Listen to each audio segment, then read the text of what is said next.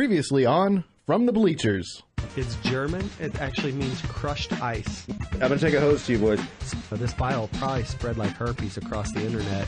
We have to be able to give away cars, watches, hookers, girls, whatever it may be. I do notice that you guys cut a lot of my 10-minute field. Yeah, So you're some welcome, inside- Gamespot sports camera users. And he won't tell me any of the buttons or anything like that. I totally didn't tell him the 2 buttons it takes for technical.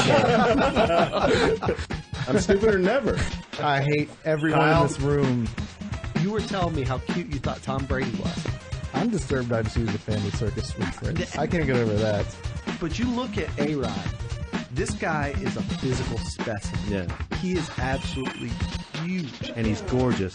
He is a man that is so unbelievably big from his legs, back, shoulders.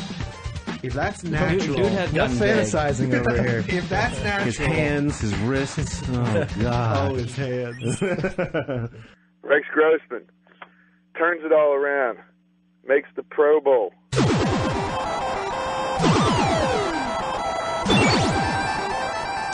Hello, everyone, and welcome to the second episode of From the Bleachers. I'm your host, Brian Eckberg, and I am joined this week by, once again, Shanker Srinivasan. Shanker, how you doing, buddy? How's it going, fellas? I'm doing great. Cool, and we've got Aaron Thomas in the other seat there. How you doing, bud? Holding it down. Holding it down. And we're joined, Kyle and Daniel aren't with us this week, but we've got another Sports Gamer mainstay, Fred Villarreal. How you doing, bud?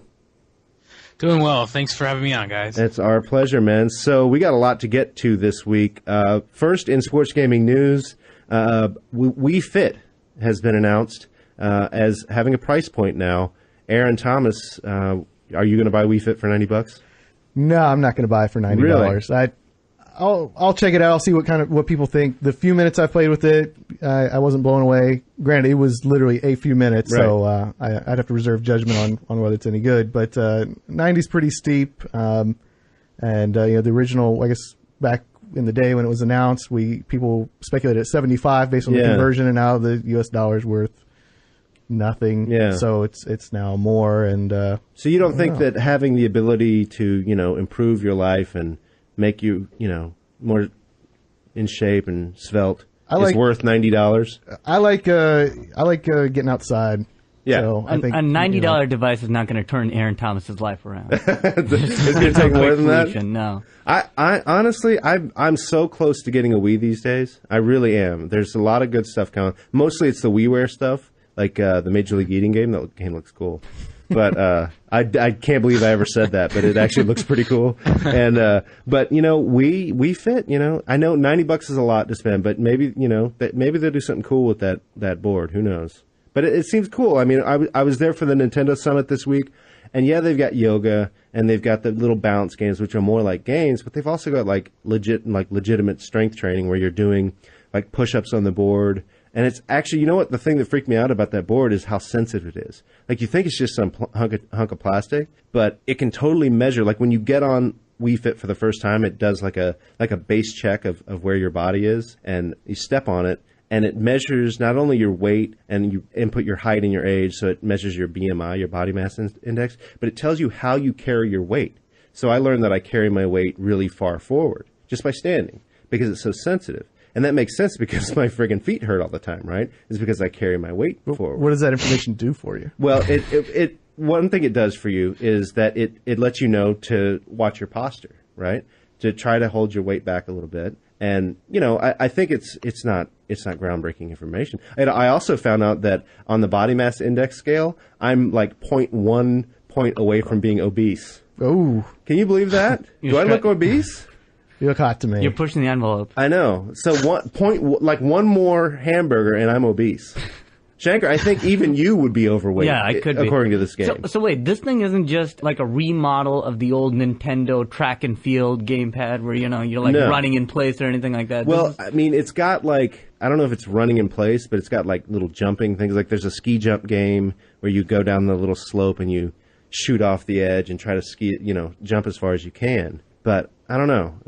I'm pretty excited about it. I'm curious. I'm not $90. You're not going to buy it though. I don't have, like you did mention, that's something I hadn't really considered, is the potential for future games to utilize it in a good Right. way. And if that happens, certainly I'll check it out. Physical fitness generally isn't high on the Aaron Thomas barometer. Man, Wow. this comes, starting early. This comes from the person who last time they jogged had a cigarette in their mouth. I got to see video of you jogging with a cigarette in your mouth. No, it was a sprint. We did the 40 yard. Oh, it's a sprint. That's so much different. Yeah. You only jog with cigars. Yeah, right. That's it. All right, so moving on from Wii Fit. Big game for me today coming out. Gran Turismo Prologue is here. The demo for the game that won't be out for a year or two is finally released. It's so confusing because there was a demo for a demo that was nothing, but now this is a demo for another game, and it's like we're getting so iterative these days. So confused. I mean, this is a good way for Polyphony to release something at least. Yeah. So, Fred, are you much of a Gran Turismo fan, or is this game on your radar at all? Not really. I'm not a real big racing fan. I'll play it for a little bit, and then I won't touch the game again. So, Gran Turismo, probably not going to be purchased by me. It's just, I kind of was just spending money all the time on games, and I would only play them a few times. So I'm really buckling down this year. So Gran Turismo, not gonna get any play on my system. Here's the conversation we had yesterday about Gran Turismo as we were looking at the review of the game, which I believe is going up today. Is that right, Aaron? Yeah, it should be. Yeah. Okay, so we had the discussion of whether $40 is too much for this game, and we had some pretty strong opinions on that. I'll say, I think everybody knows my opinion on it, but Aaron, where do you fall on that? Yeah, I'm part of it just stems from a confusion on exactly what it is. Right. Is there going to be downloadable content, and how much is it going to be, and when's it coming out, and all that. But I feel like this is little more than the Gran Turismo HD that was released for free, and I feel like, I don't know, racing games in particular have the bar has been set, and Gran Turismo had set that at one point, but I think other games like Forza have surpassed it, and I think it's still, good driving, but there's just not enough there for $40 is $40 is a lot. That's pretty up there. And you're only getting, I think, 6 tracks and 60 something cars. Yeah. It's not a lot of content, right? My argument the other way. And I'll admit right now that I'm a total apologist for this series, and I've been in love with it since the day it came out, is that it's $40 that you can spend playing Gran Turismo rather than waiting a year or two for Gran Turismo 5 to come out. Because Gran Turismo HD, the demo that was released a year ago, whenever, is cool, but it's like a track and a handful of cars. So I want to play. I'm playing Forza right now. I'm playing Forza 2 right now, just because I'm people who love racing sims. They don't have a lot to choose from, and as much as I love Forza, I love Gran Turismo, just as much. And I want to be able to experience it, right? So I guess I don't really have a problem with spending $40 on a game like that, because it's as close as I'm going to get to the series for a year or more. I don't know if that is an effective argument for someone who's on the fence, but it's how I'm justifying it myself. Yeah, and I could see maybe at a lower price point taking the plunge, but for it not to be, again, just confused on exactly what it is, and why you'd want to spend, especially someone that owns multiple systems. Yeah. Why you'd want to buy a racing game that doesn't have everything that a modern simulation needs, like car damage and more tracks and more cars. I'm sure what it does fine. Yeah. I'm concerned there's not enough, but hey, I mean, you could spend $40 in many worse ways. Yeah, and I have. So. Well, I mean, to put it in perspective, though, I mean, if you're willing to spend $40 on this, I mean, how much would you pay for the actual game? You pay like $100 for GTA. No, I'll pay right? $60. You wouldn't pay more than $60? No, because that'd be a ripoff. I see what you're saying. Yeah, I mean, you'll end up spending $100. Right, exactly, right. But but I think that there's something to be said for it being out now. Okay. And it's not the full thing, but it's something to play now. But the thing is, if you're going to buy this game, to me, there's not a reason to download it. You got to buy the game itself with packaging. Yeah, I always like having something physical. It sounds like some old person saying that, but with seeing how the 360 is handled poorly, if you send your console back and you always have to be online and all that, it just makes sense. You want to have something physical that prove that I bought this. And plus, it comes with the GT making of. Yeah, it comes with an extra video, which not much, but it's something. It's a little extra value. If you could save a few bucks, maybe if it was $5 or $10 cheaper to download, I might be on that. But for the same price, I don't know. I don't see any reason why not to buy a disc. I'll tell you the other thing. We put the game in one of the Office PS3s today. Aaron Sampson did, to check out the game for the first time. He had to do a massive download.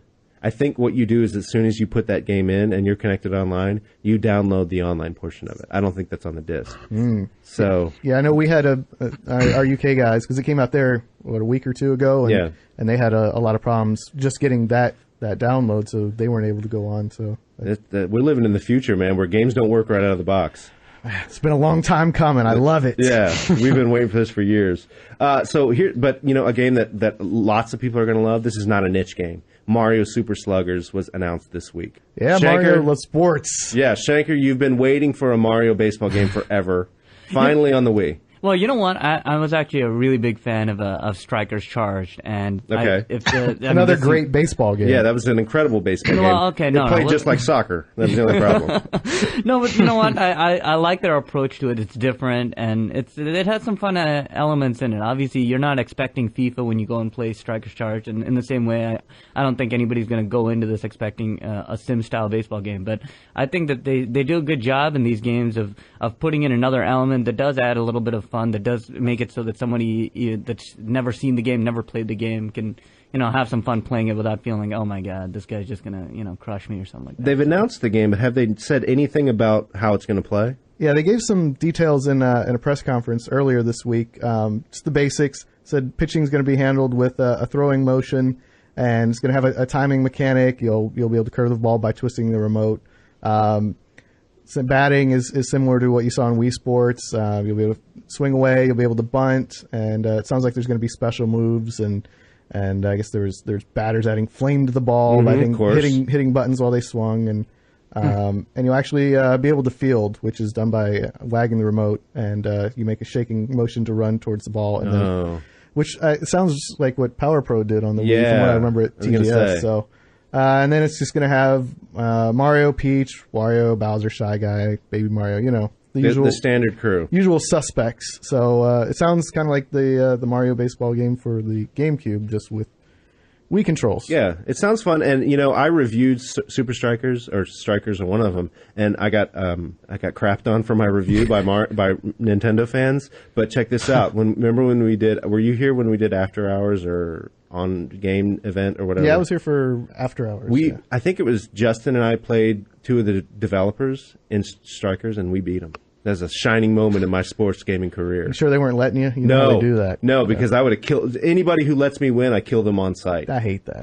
I do not ever let me win anything. My only concern is that because it's a baseball title, it doesn't lend itself to that. Like four players just sit down, let's get in a quick game kind of thing. I mean, it's more of a one-on-one type game baseball. So that's my only concern for it. You still need to make it fun for if you have 4 people playing, because otherwise, I don't know what the you've ever had 4 friends.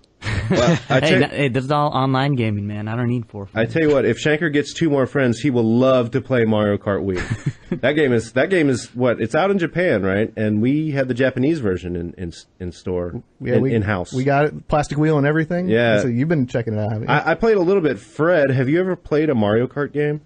Yeah, I used to play it on the older Nintendo systems. Yeah. I think it's a pretty fun game. I'm kind of looking forward to it on the Wii. I have the Wii, but I've been reading some problems with it, saying that it's having freezing issues or not playing or something, and stuff like that always worries me. It's like, here, I want to drop money on a game, I want it to at least play right. You're talking about. I'm sorry, you're talking about online? Yeah, with the issues that were going on where the game was freezing when you were playing it. Yeah. There have been some people, I guess they figured out a way. You do like one lap and then turn around and go back over the finish line, and it gives you a super fast time. Really? Yeah, but apparently Nintendo's already deleting those scores. I don't know if they're going to be able to patch it or what, but they're aware of it at least. Yeah. So, well, damn cheaters. I tell you what, we were on Friday. We got that game in, and I played it at the Nintendo thing with Sean McInnes, and I beat him. 3 straight times. Nice. I'll have everyone know. But we brought it into the office, and it was like everyone, people I'd never seen, 30 people sitting people around I didn't nothing. know worked for GameSpot were sitting there like in line waiting to play. I thought we were giving one of those tours of the GameSpot offices again. Yeah, but so that game is obviously going to do really well. We look forward to Mario Kart. Do we know when that game's coming out? Pretty soon, right? I think it's not this Sunday, but the Sunday after that. That close, huh? It's right around the corner. Right on. So, now, you like the controls of it, the wheel? Yeah, so it comes with a built-in like plastic white wheel that you snap the Wii remote in. Right now, we've seen those before. Ubisoft came out with a couple driving games that were they did that. It was okay. I don't know. I mean, people have been saying that you can you snake in this game? No, they took that out. They took it out. Thankfully. Well, you know what? We got some dirty snakers in this Lark building. was saying he was actually able to snake, though. Wait, Lark can snake? Yeah, that's what he said. He's like a ninja with that game. He figured out how to snake in a game you can't snake in. They take it out, and Lark's like, no, you're putting it back in. No, I'm putting it back in with the power of my mind. That's how snakers are. Yeah. We actually had, people play. We play the DS one every day. Yeah, every day, and one of the guys, we finally outlawed snaking and just put our foots down. Like I would just walk away. That's like a house rule. But one of the dudes actually quit playing with us because he couldn't stop snaking. He's like, I can't. Right. If I play, I snake, and I can't not. So he quit playing. Wow. He retired. That's amazing. Well, the game changes. You have to adapt. Yeah, more good careers got ruined that way. You know what I mean? Unless you're Lark, the game changes for you. Yeah, I tell you what. April 27th. April 27th. Okay, right around the corner. So we'll be looking forward to Mario Kart. So sort of a light week in news this week, but that doesn't mean that a lot of things didn't happen because, guys, we put on our first video sports show this week. That was awesome. Yep. I'm very excited about that, especially how it turned out. Post-production is absolutely fantastic. Yeah, they make us look like we know what we're talking about. Yeah. So here's the thing. The show is called The Lineup. It is up on GameSpot right now. You guys can go to the Sports Hub and check it out, or, right on the main page. We're going to be doing more of these. We've got our second show completely planned out. I'm excited about it. Yeah, we don't want to give anything away, but I'm more excited about taping the second show than I was about the first show. If this trend continues, it's going to be completely crazy by the time we approach the end of the year. Yeah, I mean, I don't know what we're going to be doing by then. Yeah, we're going to be on motorbikes, jumping buses, and everything. It's going to be awesome. So please go check out the lineup and let us know what you think of it. We're curious to hear what you think. So, guys, a big game coming out in a few months. NFL head coach. You guys heard of that game, right? Did we talk about it last week? I think, we mentioned a little bit. We were talking about the pricing more so than I think we talked about it in our fake podcast that no one else got to hear. Right, yeah. For people who don't know, this is actually the third episode of From the Bleachers, but it's only the second one that will have aired because Fred Shanker and Aaron did a version 2 weeks ago. Too hot for TV. Yeah, it's too sexy. It's too much. Fred got too naked. Two fights broke out during the recording. Fred was out of control. Yeah, he always is. So NFL head coach is coming. We know it's going to be bundled with the 20th anniversary edition of Madden NFL 09. And in celebration of that, we have a special treat for you guys, an interview with the producer of the game, Josh Lumen, and we'll head to that right now. All right, we're joined right now with the lead designer of NFL head coach, Josh Lumen. Josh, how you doing, man? I'm good. How are you guys? We're doing great. So thanks so much for joining us today. Now, we're real excited about NFL head coach, and I saw this game with you guys in Indianapolis just a few months ago. But for folks who have never played an NFL head coach game, what is this game all about? Yeah, I mean, I'm definitely excited about it, too. We put a lot of hard work into the game. It's all about coaching when it kind of boils down to it. And when you play games like Madden and other sports games, you're kind of the jack of all trades. You control the players, you make all the decisions, all that. But what we've kind of gone for is we've picked out the really kind of intense, exciting things that NFL head coaches have to go through, and we want you to kind of deal with those things and kind of build a team from scratch and put your stamp on it and have fun that way. So we built a lot of different tools in there to help you as a coach, and we've made the game a lot more accessible, a lot more fun. So that's our goal, to make it easy to get into, but deep enough to where you're going to be playing it for hours and hours and hours into the night. Cool. Well, I had a quick question for you, especially with regards to dealing with some of the issues of a coach. I mean, do you have to deal with personalities in the locker room with regards to the players that you draft, or is there chemistry issues? How in depth does the game go into in that regard? It's really deep. When we sat down and started kind of taking a look at things, we wanted to make sure that the way other coaches and the players and everybody reacted to things wasn't this kind of robotic way that they've kind of reacted in the past. So we gave everybody a personality, and each personality has, I think, 10 personality traits. And each one of those traits impacts everything that happens in your game. So if you sign a guy to a contract a couple years later, his personality traits are going to dictate whether he kind of sits down and looks at the contract and says, you know what, I'm probably not getting paid as much as other guys in the league are, so that's going to make me start to ask for a new deal. Or you're going to have personality traits for a guy that's going to come to you and say, hey, I know the team's in cap trouble, I'm willing to help you guys out and take a cheaper deal. So let's try to work something out where my cap hit comes down a little bit. You'll have guys that react to not getting enough playing time, all that stuff. Your other coaches are going to react to stuff. And all the decisions that you actually make in the game, such as, what you call on 4th and goal to kind of either go for it or kick the field goal to tie, is actually going to be impacted by what guys think of that. So if guys think that you should take kind of the strong approach and try to punch it in and win the game, they're going to like that call. But if you go conservative, they're not going to like that call. So a lot of it kind of comes down to paying attention to the personalities of the guys on your team and kind of reacting to how they, react themselves in certain situations. So when you look at the personalities of the players, obviously you have big personalities like Terrell Owens and guys like that, and then you have the guys who just go to work and play their game. So when you were evaluating how you needed to organize players along their personalities, what kind of research went into that? It really wasn't a ton of research. It was more of kind of a feel. And one of the things we wanted to make sure we did is, everybody's personality in real life and in the NFL and everything is, it's multi-layered. You don't have guys that are always all bad. So sometimes you have guys that like to promote themselves a little bit, which we have, but at the same time, a guy like Tio is a hard worker, and he's a great competitor, a great player. He's going to go hard on every single snap. So what we did with the personality types of those traits is we put together a type and have it multi-layered with a couple different traits that always kind of paint the picture of making sure that everybody has different traits that make them react different ways. So we want to make sure we don't pigeonhole guys as this guy's just a general bad guy or this guy is a great guy that always does things the right way. Everybody's a little different, and they react to things a little different. So last week we got into a pretty big discussion on Randy Moss, and how do you guys characterize him? In terms of personality traits, I don't know right off the top of my head what personality trait he's got, but he's kind of an enigma. He's got all the talent in the world. He loves to win, obviously, and I think just my kind of take on it, looking back at his situation when he was with the Raiders, was more of they were on a team that didn't really have that great of a chance to win. So when he got with the Patriots and he got the right tools around him to help him kind of win, he obviously blossomed again and came to the point where he really should be in his career. So, Josh, you're making Shanker happy. He's nodding his head in agreement with you.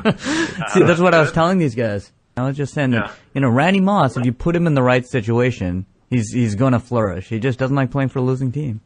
Yeah, I mean, I think, when kind of looking at the personalities, I think that's the case with anybody, right? I mean, if you take a look at a T.O. type of guy, he's the same way. All he really wants is good people around him that give him the ability to win.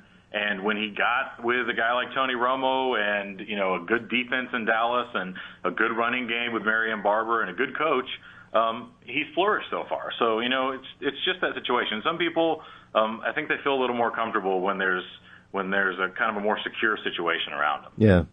So when we're talking about NFL head coach in general, now this is obviously the second NFL head coach game. I'm curious as to your thoughts on the original game and what you guys wanted to do that you knew right away that you wanted to do that would improve on the original game. Yeah. So my personal thoughts, I did not work on the first game. For the last 5 years that I've been with EA, I've worked on Madden exclusively. I've been the guy who basically designed the franchise mode features and superstar mode and that kind of stuff. So when there was the opportunity to come on to the second head coach, I'd played the game a little bit, but towards the beginning of the second project when they were talking about doing another one, I came out and started playing a little bit. And I think just like everybody else, it was kind of evident the flaws that were in the game initially. The fact that, one of the examples I use all the time, and I think I've told you this a couple times, is that it was so frustrating to me at first when I tried to go hire a coach that I had to actually click on the phone and then go click on a phone book and then go click on a list of names and then have the guy call me back later. I just felt like, there were 6 or 7 steps to do something that should take one step and be fun and quick and easy and be done with. So that was kind of my feeling with the game. It was kind of slow at times, very cumbersome. A lot of the logic had some issues, which we definitely took a look at. Those were the issues in general. So when we kind of took a look at the first game, we assembled a brand new design team and a lot of different other people on the team to kind of put things into perspective. And one of the great things we did at first was our executive producer wanted us to sit down and really kind of come up with ideas and solutions for the problems in the first game initially. So navigating the UI, the pace of the game, the logic, all that stuff. Get that stuff out of the way. So we didn't write any design docs or design anything until we actually nailed all of those issues and came up with really good solutions from our perspective that worked in general and really made the game kind of function as a whole. And then we started worrying about other features like fantasy coaches and that kind of stuff. Okay. So that was our big thing, to work out the core issues, make the core gameplay fun, and the idea of bringing things to you all the time, making it simple to navigate, all that stuff. And then we started going to town, writing designs, putting stuff in that people have asked for years. Hey Josh, so I know that one of the main things was, since people pick up this game, they're going to want to go and replay the NFL draft. And what I was wondering is, how does scouting work in the game, especially with regards to revealing those personality traits that you were talking about, the specific players? Yeah, so basically, we kind of blew out scouting, sort of like we've done with everything else. And then what we decided to do was make this kind of a year-long process, sort of like it is in the NFL. So what you'll find is, you generally start off in the regular season. Now, the first year when you kind of redo the draft, you're not going to have the regular season scouting, obviously. But on the normal scouting circumstances, you start off in the regular season, you just kind of generally scout themes. So you go look at big schools, you look at medium schools, small schools, and you look at different positions. So if you want to take a look at big school quarterbacks and kind of get a feel for those guys, you'll unlock a little bit of information there. You'll kind of get their production grade and some strengths and weaknesses that the guys have. Then you'll go into the other scouting stages. So we kind of mirrored what happens in real life. So we have a senior all-star game, which is sort of like our Senior Bowl, where only seniors are invited to that game. And basically at that point, you unlock some intangible information on them. So what the awareness is, the throwing accuracy, how good they break tackles, that kind of stuff. Then you move on to the combine. At the combine, just like in real life, we basically unlock all the measurables. So speed, agility, acceleration. All that stuff. And you also get the chance at the combine to pick a couple guys to scout based on how good your GM is, to figure out and kind of sit down and do the sort of what we're calling kind of our team interview type thing. So you don't actually interview the guys, but you pick them to scout. And in real life, they'll sit down with a guy and kind of pick his brain and figure things out. So at that point, when you scout those guys, you'll unlock their personality type. You'll also unlock a couple more things like how quickly they learn, that kind of stuff. So then you're going to move on to pro days. And what you're going to be doing in that kind of regard is you're going to get a list of colleges every day. So in real life, 4 or 5 colleges per day schedule their pro day, and scouts have to kind of split up and figure out what school they want to focus on. So do they want to go to USC and get 10 prospects that are probably going to be taken in the first couple rounds, or do they want to go to like Northwestern State and find that one sleeper guy that's out there that you may get in the 7th round and may end up being your starting big tight end in the next couple of years. So you have to really kind of make that choice every day. After that's done, you'll then go into individual workouts, and again, you get a certain amount of workouts based on how good your GM is, and those workouts unlock everything up to that point. So everything that you may have missed on a guy, scouting him up to that point, unlocking stage by stage, if you bring him in for an individual workout, you'll get everything. You'll get his potential, his personality traits, his learning, all of his measurables, everything. But you're only given a limited amount of those. So if you've got a great GM, you may get 25 of them. You can scout a bunch of guys in the first round, a bunch of sleeper guys. If you've got a really bad GM, you may only get 4 or 5. So you have to use those kind of wisely. And but those are really powerful, because the big thing you want to know when you scout a guy eventually is kind of what his personality traits are, how quickly he learns the playbook, and what his potential is. So if he comes out as an 82 and his potential is an 82, he's not going anywhere, and you have the next Ryan Leaf. If he comes out as an 82 and he's got a potential of a 97 or a 98, well, then in a couple of years, you've got the next Peyton Manning. So it's really kind of important to figure out. And, that's a big deal. So the scouting's really in-depth, but it's easy to use, kind of easy to get into, and it's really rewarding once you get it right. It seems like so much of this game hinges on the GM that you have for your team, and I'm wondering, I think I asked you this when we saw the game first, but how much control do you have? Like, if you've got Matt Millen, things aren't looking too good, but will you get to the point when you're playing the lines that, you'll be able to get, can this guy and get somebody who can help you out and give you all those boosts as you go throughout your career? Can't fire Matt Millen. Yeah, actually, he's not Matt Millen. In our game, he's Mac Miller. Okay, a crucial distinction. The GMs or the owners and everything. But, I mean, I think as we talked about before, the big thing is we started talking about, like, when you hire coaches, whether you should bring, like, hiring the guy to a 5-year contract and giving him a lot of money and stuff. And when we started breaking down hiring GMs and coaches, we realized that money isn't really that big of a deal from a gameplay mechanic. So what we've kind of done is every single year you work with the owner to reevaluate your staff. So he'll bring up a screen that shows your general manager how well he did during the year scouting people and that kind of stuff. And he'll basically have a recommendation if he wants to keep the guy around for at least another year or if he wants to fire him on the spot. Now, you can agree with him at that point or disagree. So you have the power to actually keep anybody in your organization for as long as you want. You are going to take an approval hit, which is kind of your game score throughout the game. But you do have the power to disagree there.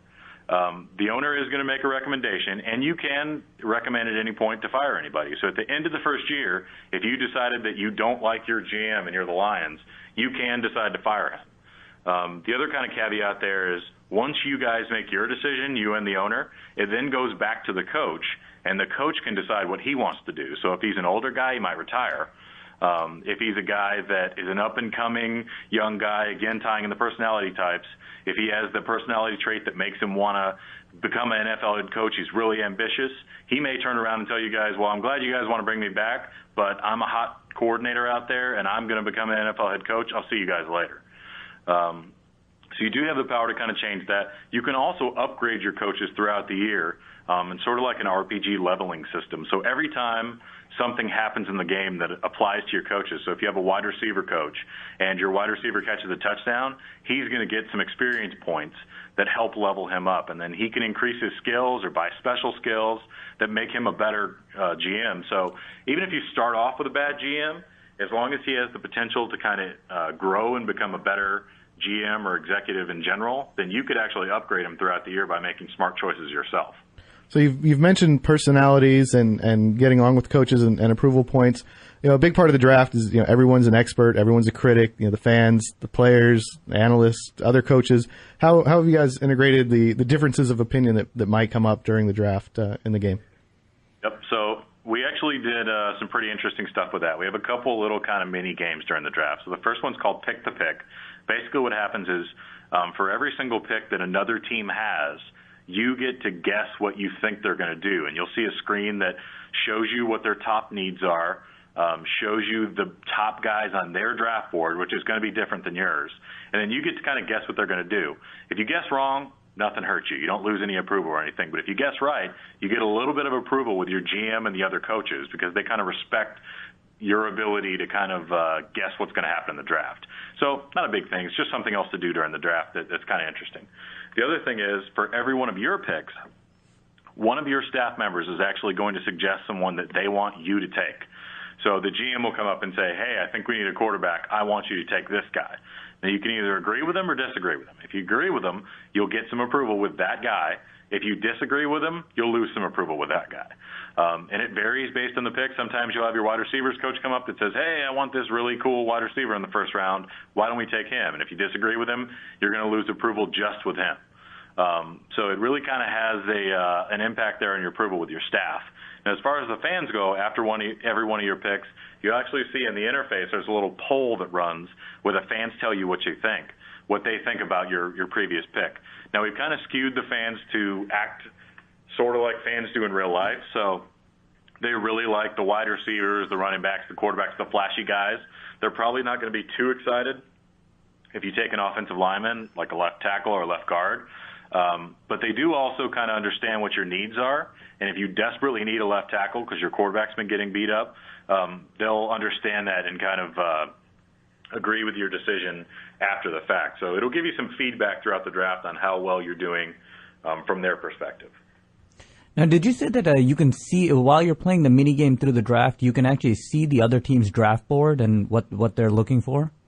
Yes, you can. Okay. Every team's draft board is evaluated differently based on their GM skill and their needs. So if you went into the first round and let's say you had the Bengals, I think they're at number 9 right now or 7, somewhere around there, and Matt Ryan was still on the board, maybe he slipped a little bit. They're going to have Matt Ryan as probably their 20th best player on the board, and they may take him if no one else was available that they would ever need, and if they're general philosophy as a team was to draft based on best available. But in general, their draft board is going to drop him down a lot, and they're not even going to really consider him when he comes up to be picked. So that'll give you a good idea. And I was actually playing it last night. I'm tuning the draft class stuff right now on the first year's draft. And I went through the first round, and I got 17 out of the 32 picks correct. So I think that speaks a lot for our draft logic right now and how solid it is. Because when I pull it up and take a look at what the needs are, they generally take their number 1 or number 2 need if they draft based on need. So it's pretty smart right now. And one of the things that we were mentioning last night is this draft's going to be a little tough for you as the user to just kind of get whoever you want. I know in games I've played in the past, in NBA games and in Madden sometimes in the past, I can kind of go through the first round, and sometimes guys will slip that should never have slipped, and I'll take a look at those guys and say, wow, I can't believe this guy slipped to 25, but I'm going to take him anyway. But with our logic's a little different. If you want to go get Vernon Golston, you better go up and get him and trade up, because he's generally going to be gone in the top 5 because teams recognize how talented he is and they want him, so they'll draft him. Cool. So we spent a lot of time on the draft. I think people are definitely also curious about what you guys are doing for the actual, in-game engine that you're using. Can you tell us about how that's going to work? And I know you guys have a play creator too. Oh yeah. So obviously it's not all the off-the-field stuff. We wanted to make sure that the in-game experience made you really kind of feel like a coach and was really compelling. So we sat down and started to design that. We do use the Madden gameplay engine, but we've tweaked it and tuned it ourselves. So we've tuned a lot of the gameplay just for our team.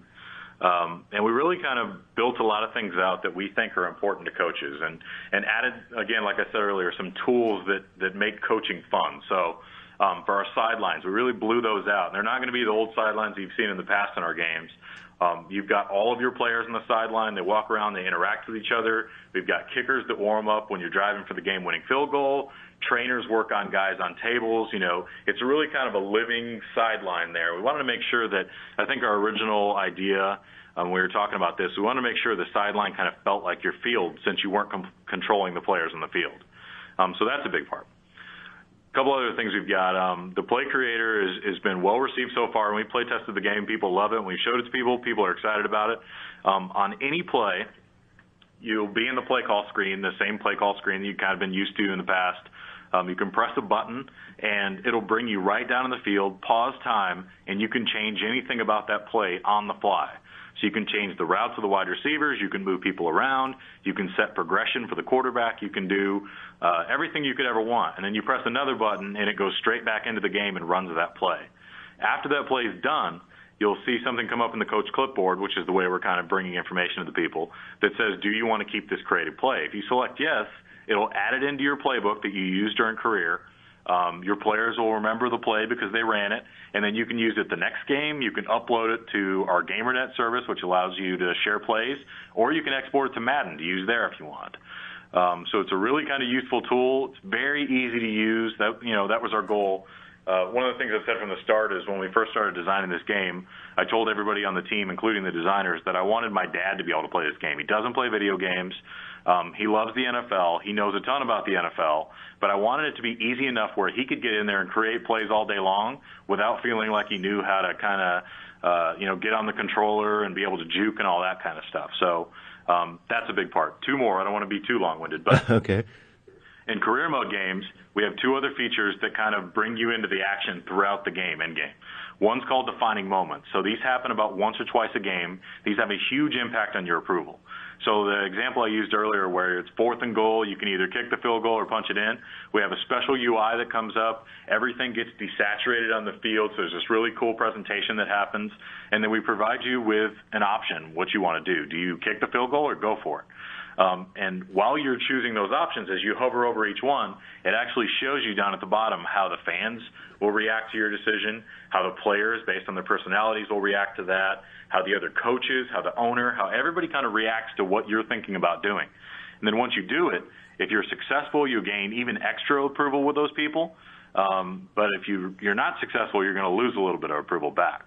So it's really, kind of calling out those defining times in every single game where you have to make the right call, and that's what makes you, kind of what keeps you around as a coach in the NFL. So that's one. The other one is what we're calling emotional reaction. So after every big play, like a touchdown or an interception, any big play that happens during the game, we're going to kind of show your coach on the sideline in a neutral pose or position. Then we'll have a little UI come on that you can change with the left stick. By pressing up or down, you can actually choose to react emotionally or calmly. So you can be Tony Dungy or you can be Brian Billick, whatever you want to do. And when you actually choose that reaction, your approval will change based on those personalities again, and your coach will actually kind of do the animation that you chose. So if you chose emotional, he may stomp his feet and throw his fists and kind of flip out a little bit. But it gives you a way to kind of react to how things are happening in the game, and it's a slight way to impact your approval throughout the game, and a nice way to kind of interact with things. So, again, we looked at the things that coaches are kind of famous for and do a lot during the game, making adjustments, reacting to what's going on, making big calls, and those are the fun things we want you to do in the game as a head coach. Josh, is there okay? So that's some very cool stuff with regards to the gameplay. Well, with regards to some of those decisions in gameplay, do you have to do anything like a press conference or anything like that after the game? So let's say you get a call wrong, hey, we didn't get it on 4th down or something like that. Is there anything where you deal with the press in any way? No, actually, I love that idea. It's one of the things that we talked about early on, but it was just something that kind of we didn't have enough time for this year. We really wanted to make sure that the core gameplay was really solid and the gameplay on the field was fun and everything. It's definitely something we talked about for future versions if we do another version. And it's something that I guarantee you'll see with the press conference, that kind of stuff. So it's a great feature. I love it. I can't wait to put it in, but it's not going to be in this year. We were envisioning sort of a press conference mode where you have like a Mass Effect type dialogue tree and you just have all these different choices. It seems like it'd be really fun. Actually, that's a great idea because we were talking a little bit about that. Everybody loves the Mass Effect dialogue system. Yeah. And we're talking about maybe doing something similar, so I wouldn't be surprised if you see it in the future. Cool. So I think we've talked about a lot of stuff, but one thing I wanted to touch on was game prep. I know that practice plays a role in how well your team is prepared on Sunday, right? Oh, yeah. Yeah, and again, one of the things that we kind of looked at was the timing in the first game and the pace of how things worked is I almost felt like when I was playing, like I had to go to practice every single day. I was stuck in practice for like an hour watching guys do something that I couldn't really have any control over, and I felt like it started to get kind of tedious. So when we started looking at this game, we talked about it, and we had some ideas where you could go watch practice or you watch the combine, that kind of stuff. And I know people have asked for that in the past, but we started to talk about, quick preparation during the week and not forcing people to go in and kind of watch a practice.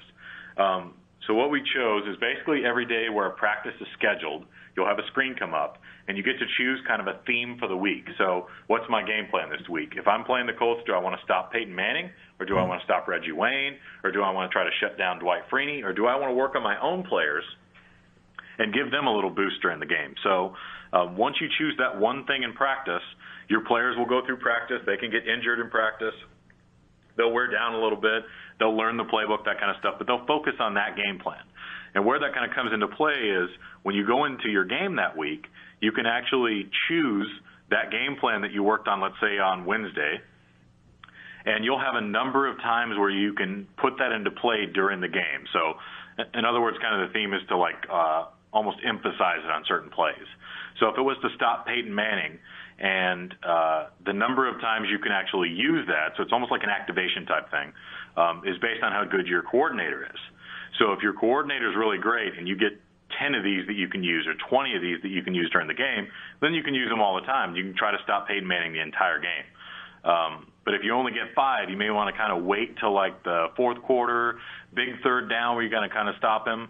And the thing we kind of worked on there is that we don't just give you like an attribute boost of like +3 to awareness or +2 to speed. We actually gave you a boost during the animations in gameplay. So if your left tackle is going up against the defensive end and you want to protect your quarterback on that play, we're going to give your left tackle a huge boost to where he almost shuts down that defensive end on that play. So you get one of those in practice. They carry over into the game. You can use that multiple times in the game. And you get one for each practice. So on a bye week, you have a lot of different practices. You may get 6 of these different things. So one of them, like I said, you can choose to shut down Peyton Manning. Another one you can choose to shut down Reggie Wayne. The other one is work on your run game. You could even maybe cancel practice and get some guys' health and fatigue back. So a lot of it goes into kind of planning for the week, and the CPU teams will plan against you, too, based on your personnel. Cool. So That seems like really in depth and a lot of fun. Well, the whole game seems like a lot of fun. Josh, we're really looking forward to it. So I guess the other issue we sort of went back and forth on and wanted to get your thoughts on was we saw the news a couple weeks back about NFL head coach being packed in with the 20th anniversary version of Madden NFL 09, and we kind of were curious as to what your thoughts were. Obviously, this makes sure that the game is going to be seen by a lot of people, right?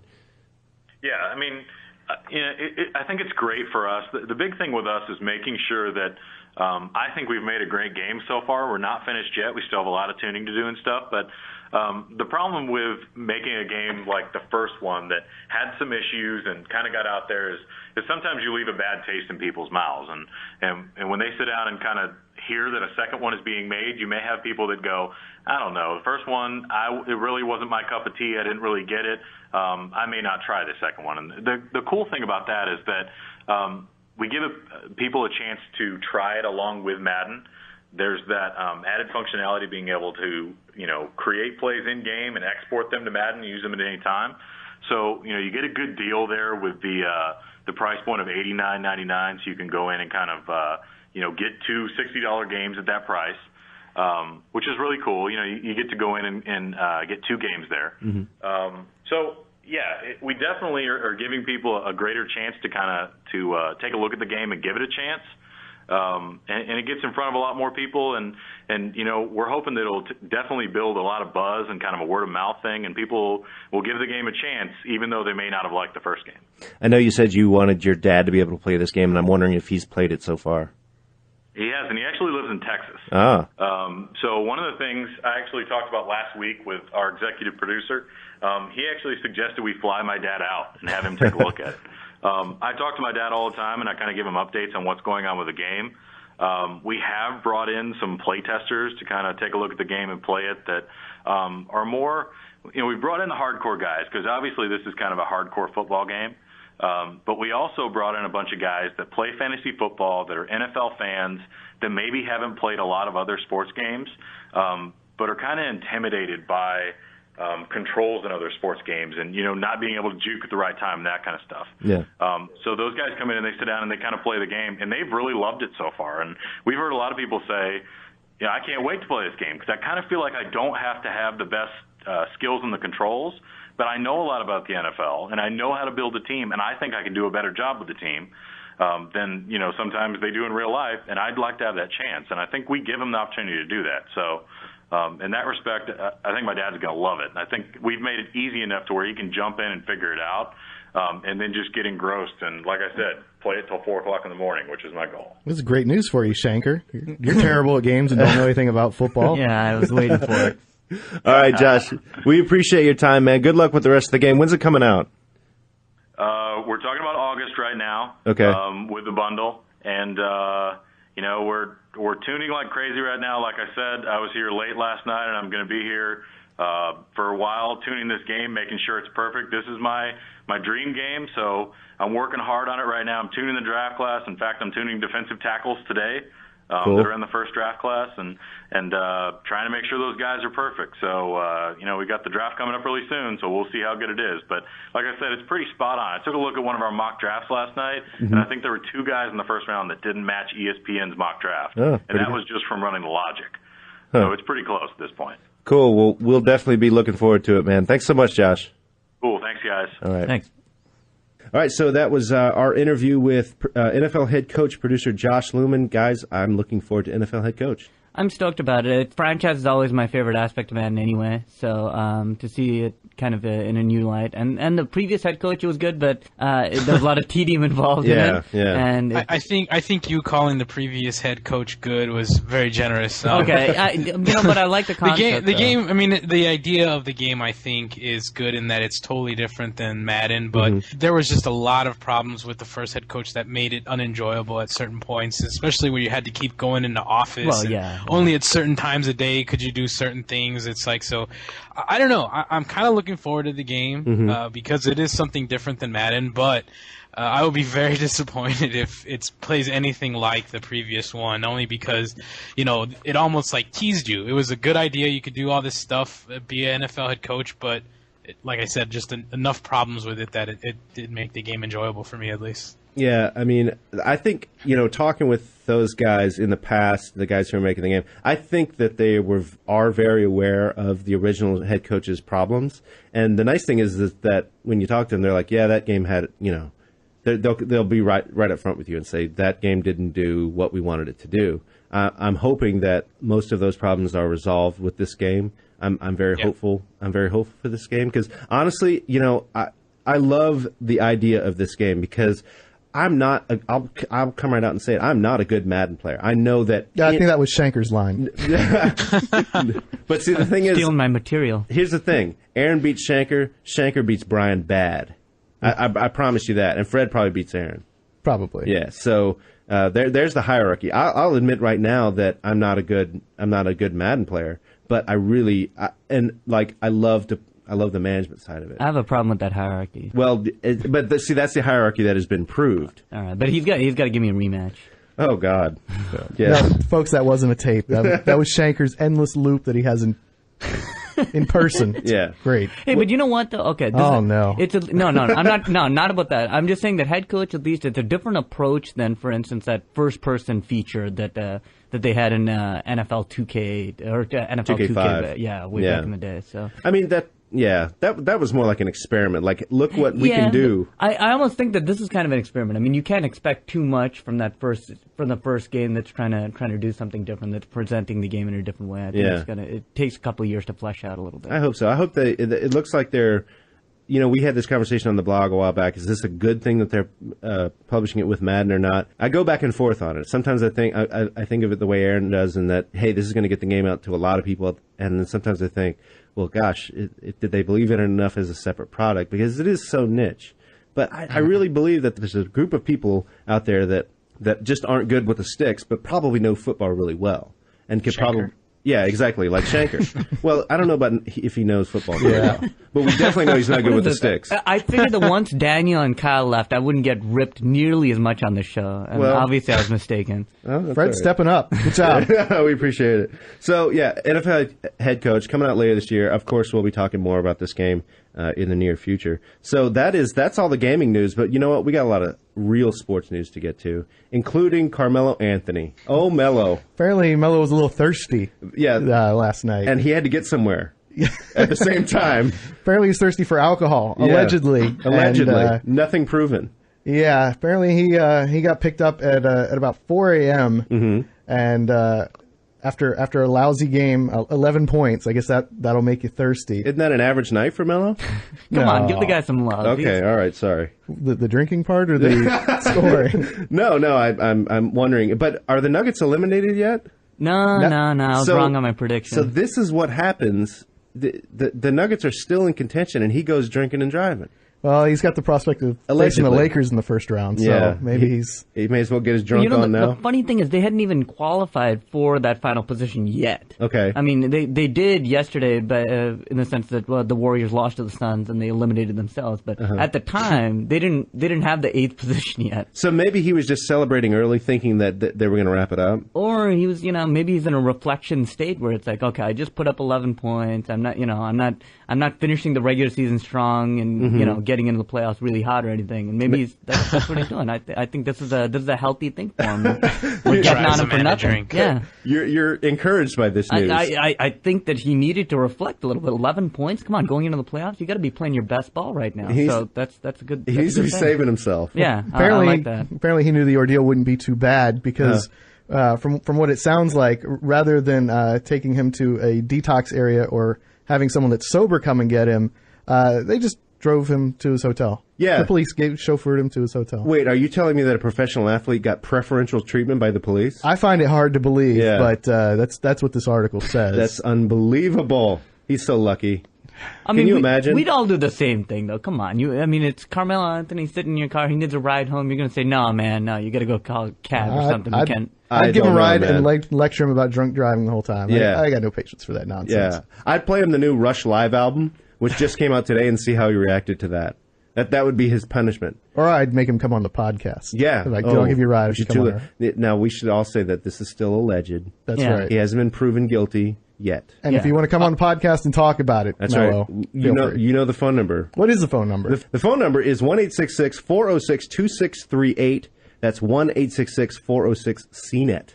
Ooh, Yeah. that's who we work for. The crazy thing about the Carmelo Anthony thing is that he allegedly did this, but yet he comes out and apologizes and is sorry for everything for something he allegedly did. Right. He didn't even do. Well, okay. Apologize beforehand, ask for forgiveness afterwards. Is that how it, I don't know. Well, my whole thing is I don't have any problem with athletes. I don't even think this is newsworthy in the sense that, hey, it didn't affect his gameplay on the court. If he was getting drunk before game 1 or game 6, I'd be upset. I think his gameplay affected the drinking. It's not the other way around. I have no problem with that. Right. As long as it's that order of operations, I got no problem with that. Play bad first, drink second. Yeah, that's fine. All right. Well, it looks like speaking of that, he'll have plenty of chances to drink in the near future, as they're going to be going up against the Lakers. That's right. That's right. I'm excited about the series. It should be a cakewalk. Yeah, it should be like 160, 155 scores. 90 scored by Kobe, right? Right. Yeah. Maybe he read LeBron's quote about Kobe and yeah. realized what he was going up against. Should we get to that right now? That's a good transition. That's as good of a transition. Shanker, we're going to give you 5 minutes to talk about Kobe Bryant. Go ahead. No, okay. I just want to comment on the LeBron James quote. He quoted, Kobe Bryant has been the best player in our league for the last 5 years, and he hasn't won an MVP. I don't know why. He's been playing probably the best basketball all around. This is his year. He had the type of year, and his teammates have had that type of success. So I'm just saying that, listen, every NBA player that's playing the game right now thinks Kobe Bryant is the best. I mean, it's without a question. No one's going to say Chris Paul. No one's going to say Kevin Garnett. No one's going to say Steve Nash. I'm going to just throw out there that Chris Paul might vote for Chris Paul. Yeah, I would say he might. And KG might say KG. They might vote for themselves in MVP voting. But they're all going to say Kobe. If they're quoted as saying who is the best player in basketball, I don't think anybody's going to deny it. I don't know what Kobe will say. Did LeBron say that in Vogue, which he was on the cover of this week? Or do we have an attribution for this quote? I will say this: he knows how to say the right things when he's being interviewed. He didn't say, "Oh my God, Kobe sucks" or anything like that. So he always says the very PC thing to say. So Shanker, you and I talked about this a while back. We were going to do a thing where we would read a quote by an athlete and then translate it as to what they really mean, right? Yeah. So I don't believe LeBron is really saying that he thinks Kobe is the MVP.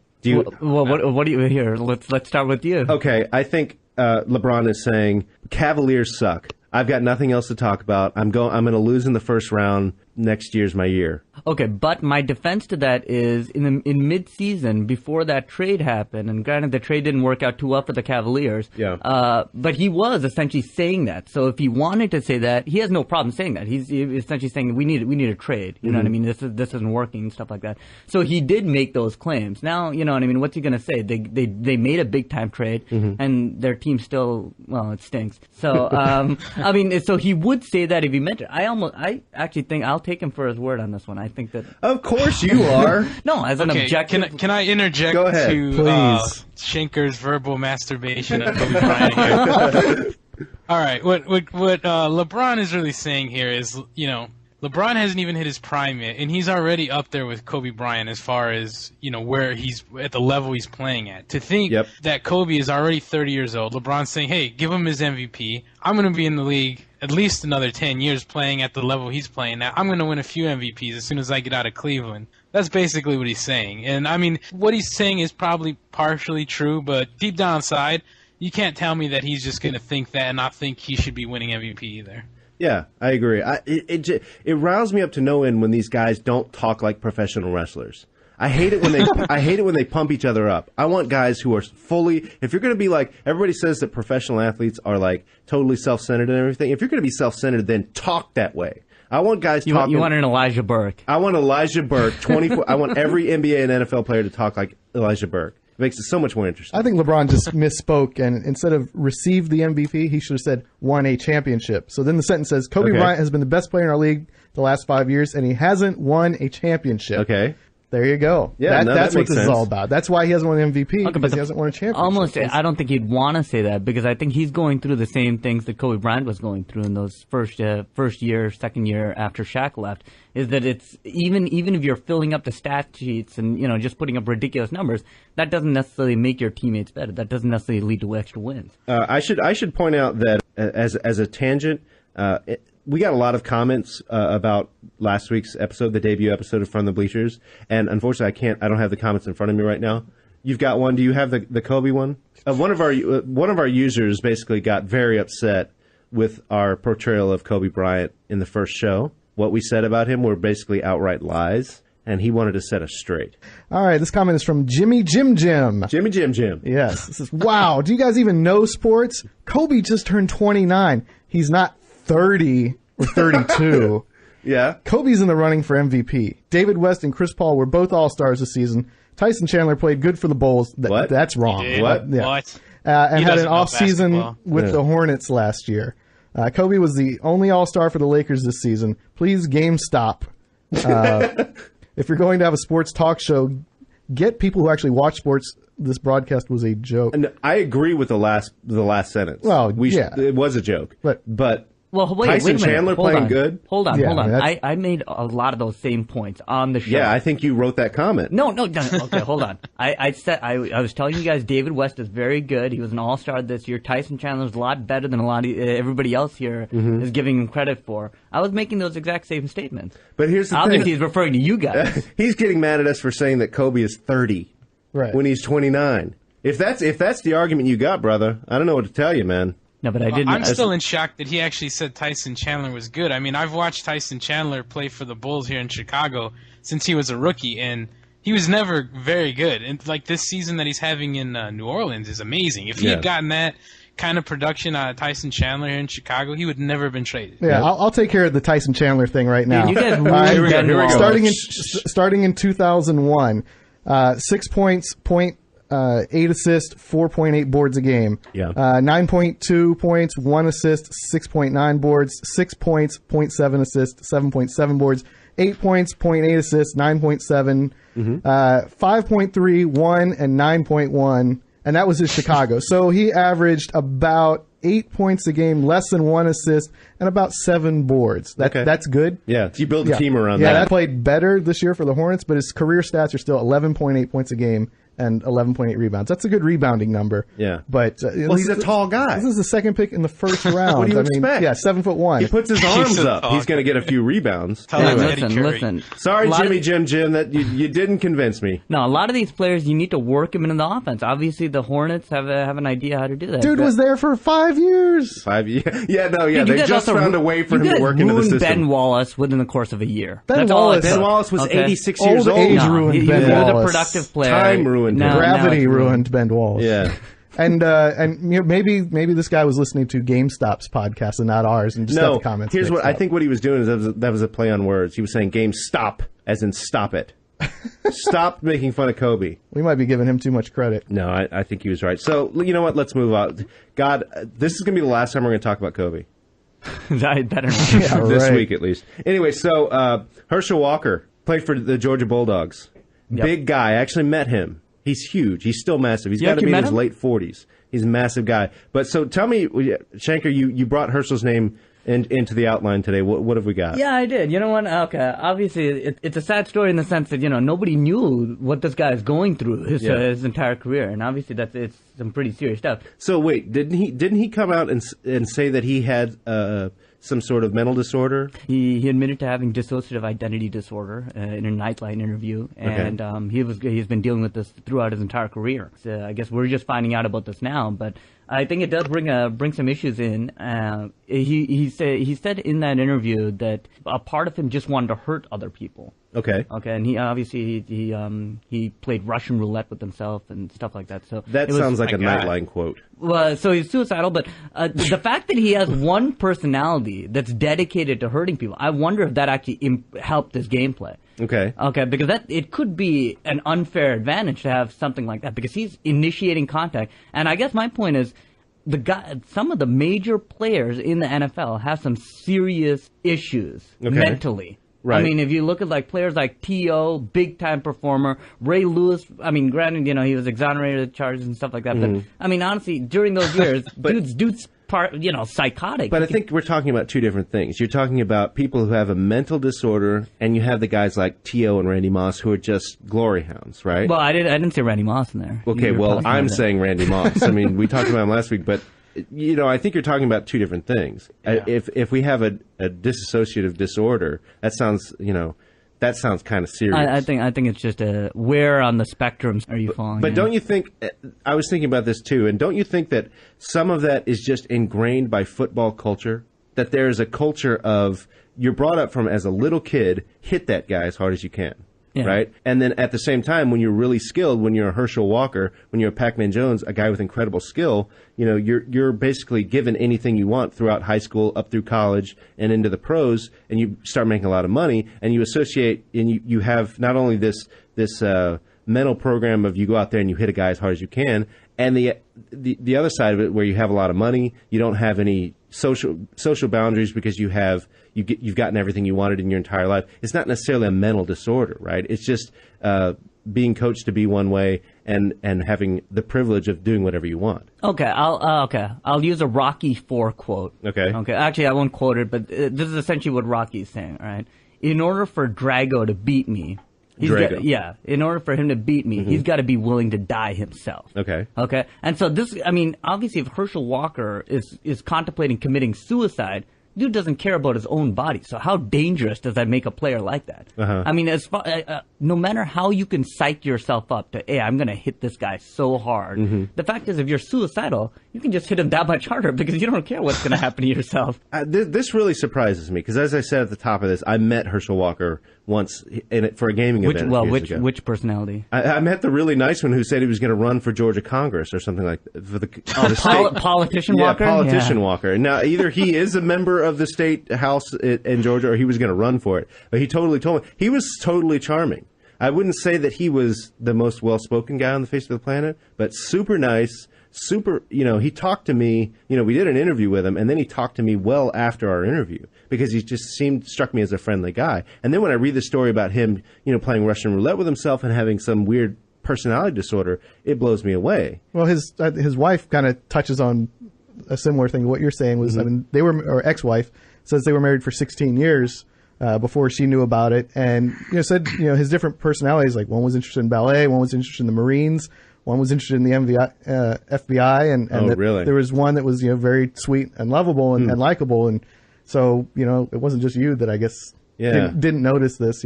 I guess I met the right one. Yeah, the right Herschel. I think. Well, I mean, I guess it's been. He said he's been getting it treated for 8 years. Maybe so. the ballet Herschel is better spoken. Yeah, maybe. Yeah, maybe. I don't know. Maybe there's a Proust reading Herschel. I think it's. I think it's good to see that that he has gotten help and seems to be doing better. And I don't know. As you get older and you maybe meet people that have issues, whether it's like depression or stuff, it's kind of scary to think about, like, can this stuff happen to me or stuff like that. So good that he's written a book and he's on TV and he's getting taken care of. So see, that always bugs me. For some reason, that just rubs me the wrong way when somebody writes a book and then goes on Nightline and says these inflammatory things. We don't. I don't know. I don't want to speak out of turn here, but that gun to the head thing, playing Russian roulette, that sounds like something that is just quoted out of a book. To sound dramatic. And that could be someone like his publisher, or even just this story, maybe just picking on that one thing, or he might. The unfortunate thing is, all right, I've got to talk about that, but he can. I guess it sounds like you're glorifying it almost. You don't think he's legit with the? I mean, I don't know. This is a big thing. I mean, to even come out with this, that's. I mean, he certainly wasn't bragging about it, like when he described it. I think this could be a thing where anytime like someone has something like a book or charity they want to plug, like on a TV show, they gotta go through the stuff that they the show wants to talk about. Then they get to talk about their thing. So I think the real question is which Herschel Walker was playing for the Dallas Cowboys and which Herschel Walker was playing for the Minnesota Vikings. I would just say the younger one was playing for the Cowboys. I would say the only Herschel we need to worry about. Ballet Walker, I think, is the one that they traded for. That could be counted as fraud, I think. And they pitched the wrong Herschel Walker. Yeah, I think the only Herschel that matters was the one that played for the Bulldogs. That guy was awesome. That guy was like a truck. Wasn't it at 50 when ESPN did that 50 greatest college running backs of all time? They put Herschel above Bo Jackson.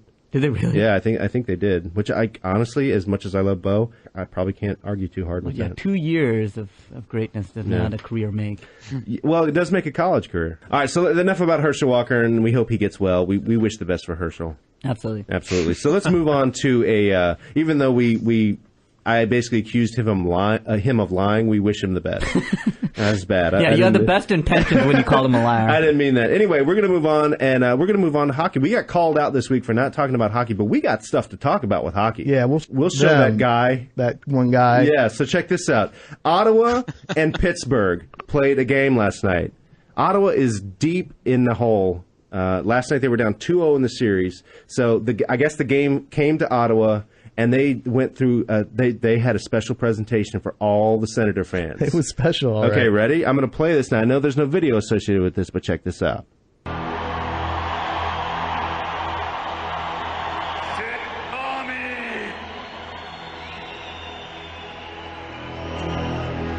We fight.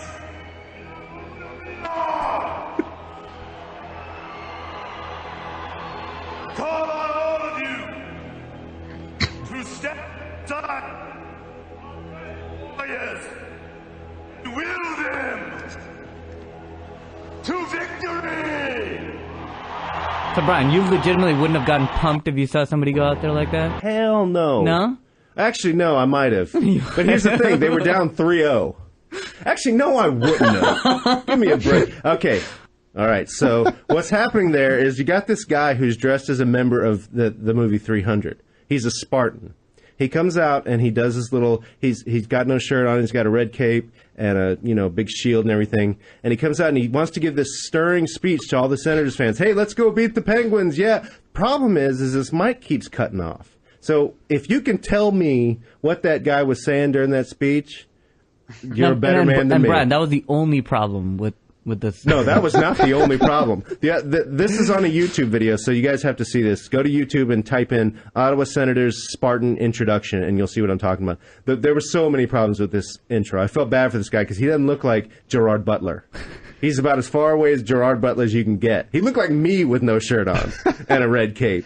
You know, he kind of stumbled the first time and he kind of like overcame it. And I was like, he's gonna hold it together, and then it just fell apart. Yeah. He's like his whole mic's sentences, not working. His helmet's coming off. His helmet's coming off. It's like wobbling on his head. and the crowd's just like whatever. Well, dude. here's the thing: the crowd was pretty pumped because, as Shanker said, if somebody came out, if you saw this, you'd be pretty pumped. Well, they weren't no. first. Hold on. You love Don't shirtless men. Don't put words in my mouth. Yeah, I'm just saying. Now, Brian, me and you talked about this yesterday. You're one of your main gripes was that this dude wasn't buff enough. He wasn't buff in order enough to pull it off, and that's important to me. You're gonna it's important. It's got to be important to him. That's the thing. I don't care if he's buff. I think it's funny if he's not. But if you're gonna bring a guy out and he's gonna be shirtless with a cape on, and you're doing the 300 thing, you got to look like a 300 guy, right?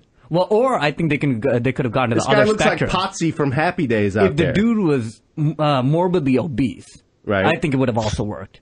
You know what I mean? Yeah. But you can't be. Maybe you can't be in the middle ground. You can't be. You a chubby chaser? He may as well have been morbidly obese because check it out. The Senators lost. They're down 3-0 in the series now. So good going, Ottawa. As I said in the blog, I love your spirit, but your execution leaves something to be desired. You know, maybe next time they bring out like Wolverine from the X-Men. Well, you know, I've always had a problem with this, even back in high school football days, where they'd start that chant, "We got spirit, yes we do." Dude, you only start that chant once you're losing. It's like the other team doesn't need spirit. Look at the scoreboard; they're kicking your ass by like 4 touchdowns. No, that's the last time I cheer. When my team is losing, I boo.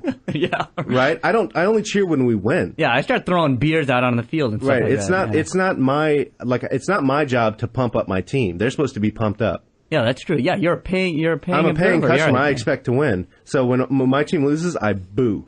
I don't like it. So anyway, sorry for that Senators fan. But you know what? I wanted to talk about one other hockey game. I watched More hockey. This is double hockey shot.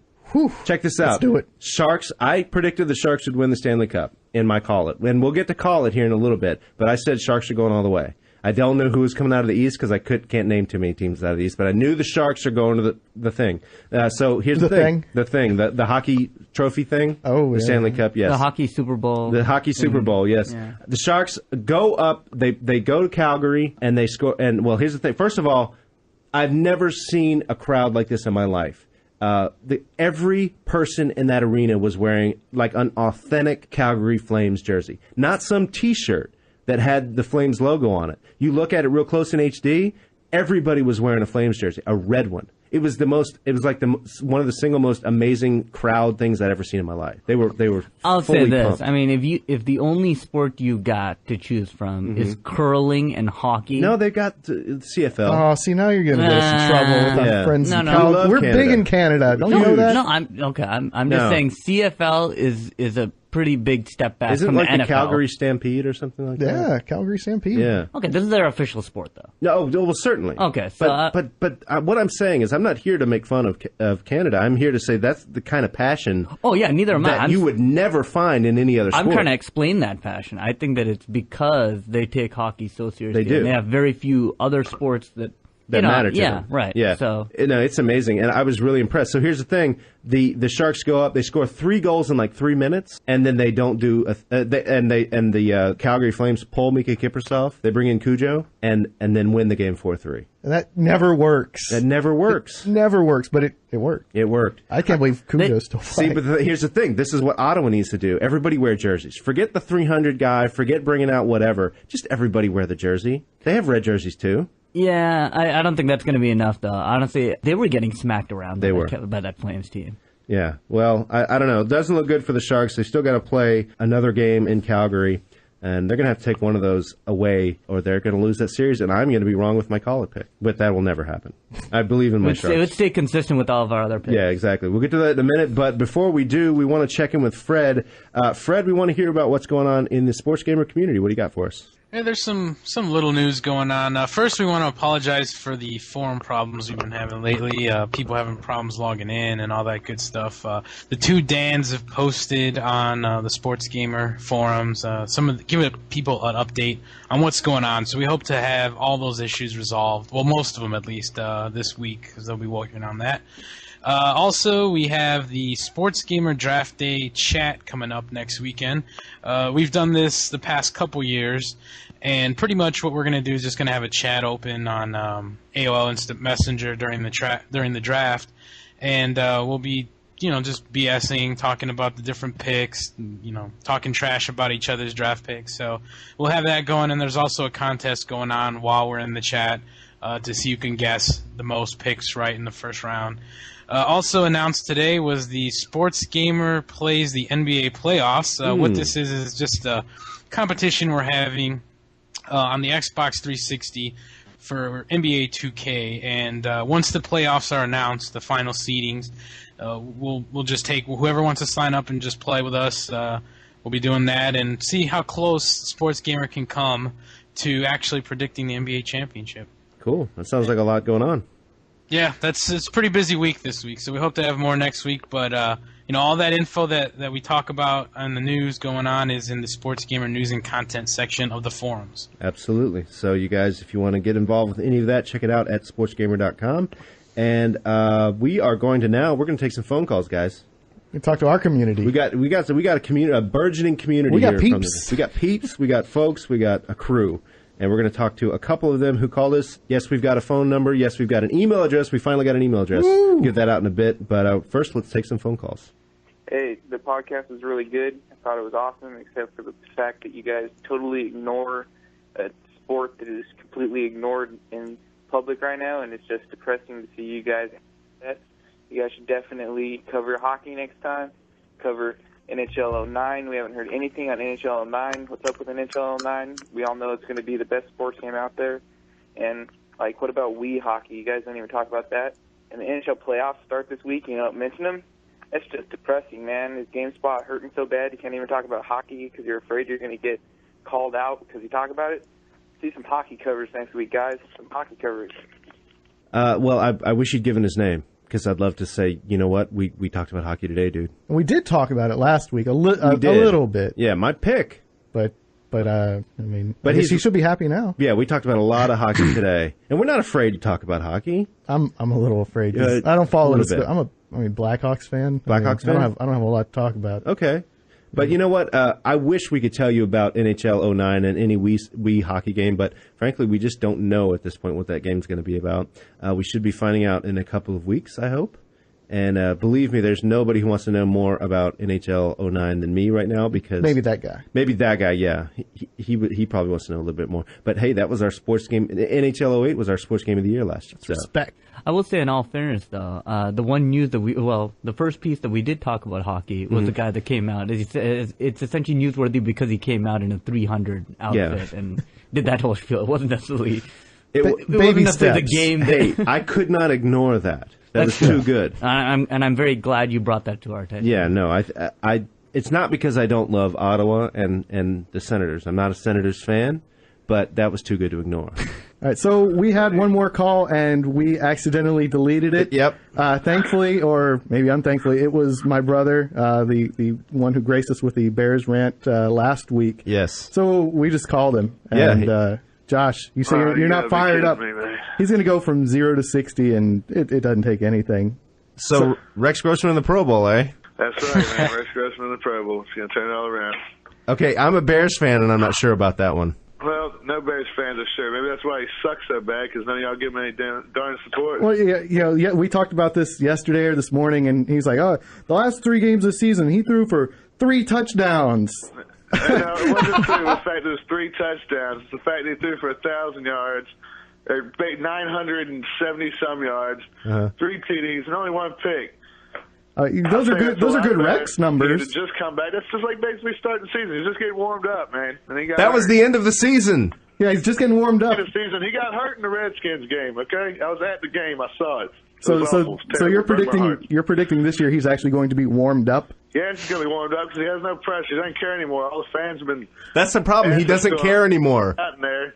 Now they benched him. What else are they going to do to him? He doesn't care. I guarantee he'll be a lot better. Well, if he doesn't care, then why is he going to be back? Why is he going to start caring playing well? Because he's not going to be nervous at all, and you can tell he. All right, so we talked about him, getting warmed up. He's going to start the season off on a kind of difficult note. The NFL released their schedule today, and the Bears get the Colts right off the bat. Yeah, well, that's how they seem to do it. So last year we got the Chargers, which is crap. This year we get the Colts, but we got to start kicking ass at some point. We might as well start with the Colts. Start with the best. Is 21-14. Bears. Grossman's going to throw for 250 and 2 touchdowns. So Rex Grossman outplays Peyton Manning first game of the season. Outthinks him. Outwits, outplays. No question about it.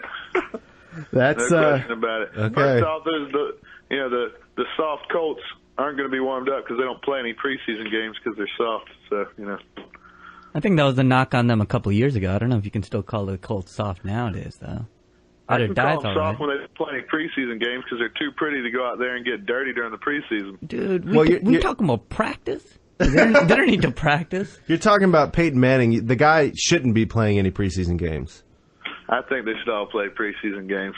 You think they should be forced? Oh, I mean, look at people who don't play. Look at LaDainian. Look how slow he starts every year. Mm-hmm. Well, look at people that do. Look at Rex. He starts out slow every year. Yeah. Well, I don't know. Yeah, but look how he finishes. I mean, you're comparing. LaDainian, he's one of the best running backs in the league. So he starts off a little slow, and then he finishes with 30 touchdowns. So he starts off a little slow. Maybe he'd start off with a bang if he actually played in some preseason games. Rex starts off crappy and finishes crappy. All right, man. With some decent performances scattered in there. You want to put some cash on this? What Can we do that on the air? Yeah, I don't know if we can do that on the air. Well, we'll talk. Well. How about I don't even know. Gentleman's bet, Aaron. Gentleman's bet. Say it on there. You I don't think Aaron qualifies. Well, no, I think we're all just see. You've got he's fired. He's out for blood. We got 2 Bears fans in the studio, and we're talking one on the phone. I think we're all on the same page. We want the Bears to win. I think that Aaron and I aren't just convinced as much as you are that Rex can do it. Well, I definitely think he can do it. When he plays good, he plays good. That's right. Bad, I know he's terrible. I understand that. I've heard it a million times. I do watch TV, but I just don't see it. I think he's had plenty of time, and I think when he came back, he was on pace. He was getting a lot better. He was on pace to throw for 16 touchdowns and 18 interceptions. He was on pace to throw 16 touchdowns. I mean, that's no. I'm saying when he came back, those are Vince Young, Michael Vick numbers. And just like 2 years ago. When he started out really well and he had, it was the first 3 games, he had 3 touchdowns over like 40 yards, and everybody was holding up signs. We're sorry for everything we said, Rex.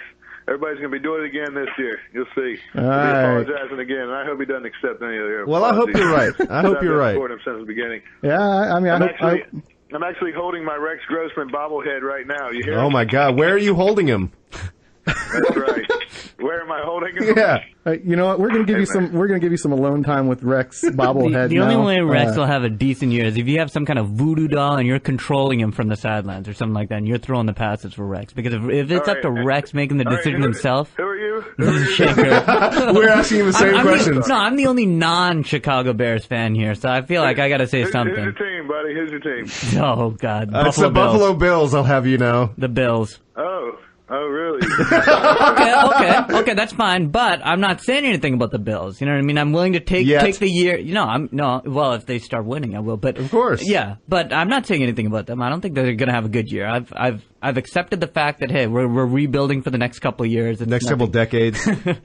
Yeah, your games are in. Speaking of new schedule, friggin' Toronto. Yeah, we did. Some of that. I actually like you it. Play the Argonauts? It's not too bad. There's a lot of Bills fans up in Toronto anyway. It's not too far of a drive from Buffalo, and it's kind of nice. Buffalo's pretty dead anyway. But what? You couldn't. Well, I'm just saying it's not the same. Right. It's not the same city it was 100 years ago. It used to be. What? You were? Oh, forget it. No, hold on. I'm just giving everybody a history lesson. Toronto. It's not the same city it was 100 years ago. No, not Toronto. Buffalo. I'm saying that Buffalo 100 years ago was the most heavily populated city in the United States. With a population of what, 13,000? No, I don't have that figure with me. All right, so yeah, go hang out with your bobblehead. Give him a kiss for me, and we'll probably talk to you next week. So thanks for that. That's their phone calls. If you want to call into us, you have a phone number you can use. It's 1-866-406-2638. And you know what? Call. We want to hear your thoughts. And we also have email. We have an email address now.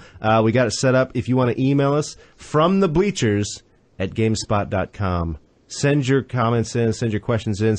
Or head to our sports blog, Sports Beat. You can leave comments there. You can also read the stuff we got there. Most people, I guess, haven't checked that out yet. But, go over there. Go Please, there. There's stuff that we write. That's good. Yes, well, all right. Some of it's not good. All of it, yeah. Not all of it's pretty good. Yes, but please go over there. We want to hear your thoughts. So we've got a lot of ways to reach us, and we want to hear from you. One of the things we want to do, now, last week we debuted a segment that we call Pick It, or Call It, or so, I don't even know. It's Call It. Call it. That's what it is now. It's called Call It this week, and we made picks last week. Aaron Thomas, you picked Tiger to win the Masters. Yeah, I think you guys went back and like recut it. I actually said I picked Tiger Woods to lose the Masters by 3 strokes. Okay. Dead on.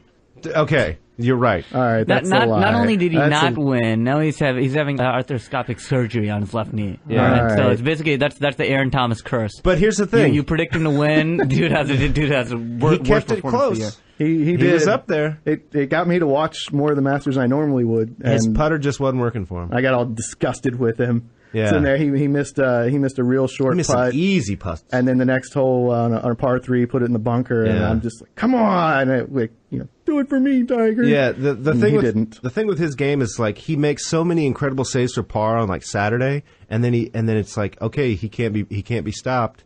But just Immelman played well enough to stay ahead of him, and Tiger's putter wasn't working for him. But I wasn't the only one that was wrong. No, at least. you weren't. Shanker. Yeah. What was your pick last week? Let's talk about it. Well, I predicted that the Denver Nuggets would complete their meltdown. Okay. In a way, they did because Melo. That's true. He's beginning their meltdown. I'm trying not to knock him for that though, because it's not a gameplay thing.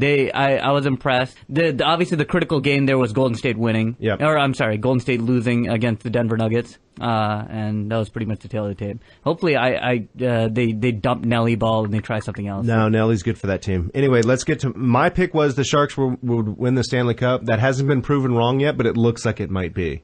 The Sharks are that series. They're not. Yeah, they got to win. They got to take one in Calgary. They need some dude out there in a shark suit. Yeah, they need an actual shark. They need Jabberjaw on the ice. So anyway, you guys are wrong. I'm on the way to being wrong, and we're going to make more picks this week. We're going to start with this week's pick with Fred. Fred, do you have a pick that you want to make this week? Yeah, I'm going to the world of boxing this weekend where Bernard Hopkins is fighting Joe Calzaghe.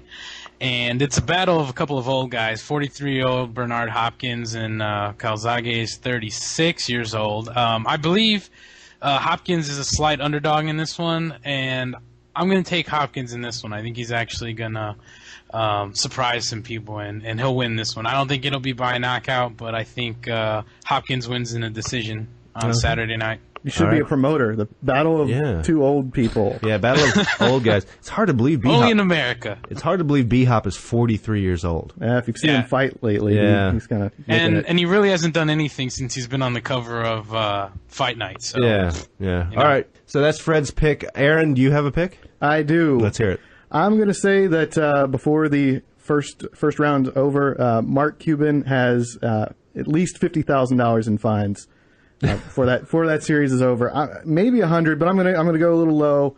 Are they starting with $50,000 fines? I'm gonna go with 50. Okay. Well, the games are so spread out. It might by next week they might have played a game. So, okay. But I'm gonna say that for the series. All right. At least 50. $50K in fines for Mark Cuban. Yep. That's a pretty safe pick. Shanker. I'm actually. This is similar along lines. I think that a lot of people aren't giving the Hornets a lot of respect. No, hold on. Before I say that, obviously they're getting respect with regards to their record and stuff like that. But people think that once they start playing in the playoffs as a young team, doesn't have any experience. But I've seen this team play. I think they're really impressive. It's not just a Chris Paul show. I think that they're gonna handily take care of the Mavericks in that first round. It's going to be. Are you saying a sweep? Or are you? I would say maybe 5 games. Yeah, okay. It'll look good. It'll look Hornets like it's 5. a pretty dominant performance, though. Okay. If it's 4 or 5 games, then my bet's no problem. Yeah, Cuban will. Yeah, that'll be easy. All right, so yours are related. I'm going to go. Speaking of convincing wins, I'm going with tomorrow night's game, Pittsburgh versus Ottawa. In Ottawa, I think Pittsburgh's going to not only run the 4-game sweep, but they aren't going to allow Ottawa to score. I'll even call the score 4-0. Ooh. In Ottawa. Hey, wait, so wait, you're technically wrong if it's not 4-0? Yes, I'm going so far as to say this is the score. Okay. But he gets a lot of credit if I'm right, I get extra money. So one thing we wanted to hear back from people on is a way to make us accountable for our picks. And we had discussed having like a virtual pool of money for each of us, and we make our picks based on Vegas odds. And then after a predetermined amount of time, whoever has the most money is the winner. The loser has to do something horrible. Yes. So we want to know from people, A, do they think that's a good system? Do they have a better system for us? But most important is, what do they want to see the loser have to do? Yeah. Now, we're gonna determine the loser several times per year, right? Yeah. Maybe we'll do a year-end loser, too. But there's got to be constant humiliation. Yeah, maybe like once a month or something, at least once a quarter. Yeah. To humiliate Shanker. I mean, the loser. Anybody, yeah. I mean, Shanker. Probably Shanker, but What's your record of this thing so far? 0-1. All right. 0 for 1. All right, just wanted Same to as make yours. I'll point that out. I just wanted to score check. So anyway, if you have any ideas of what the loser should have to do, please let us know. You've got multiple ways to let us know. You've got the phone number, which is 1-866-406-2638. We've got the email address from the Bleachers at Gamespot.com, and of course the sports blog. You can leave us a comment there. That's tons of ways. No excuses. No excuses. We want to hear your thoughts, and the eviler the better. Although I'm not shaving my head. I'm telling you that right now. Well, you know what? I actually took that off the table because Aaron has nothing to lose. Okay. I don't know what I was thinking when I was suggesting shaving head. Yeah, and I was going to say just abandon all hope of having dignity. Shanker has none to lose. Yeah. So, that's why we got to get the people to do And I would bet money, but I've got none to lose. Hey, I will say this, though. I like the format in the sense that if we're doing, like, Vegas official odds, they have prop bets for all the stuff that we're discussing. Yeah, so that exactly. if we say things like, I think that the Hornets will win in 5, they have odds on that already. So well, somebody's going to have to explain Vegas odds to me because I'm dumb when it comes to betting. But anyway, we got to put these down somewhere, too. We got to have these available to everyone. Yeah, we'll find somewhere. I see that trickle of sweat dripping down your forehead, Aaron. We got to get out of here. Yeah, we got to get it. We've been here for 2 hours. So anyway, thank you for listening to the second episode of From the Bleachers. Aaron, thanks so much for joining us. Thanks for having me and my brother. Yeah, he's great. We'll talk to him next week. Shanker? Hey, always a pleasure. All right, man. And Fred, thank you so much for joining us, man. We'll talk to you next week, okay? Yeah, thanks a lot. All right, guys. And we will see you next week for the third episode of From the Bleachers. Check it out.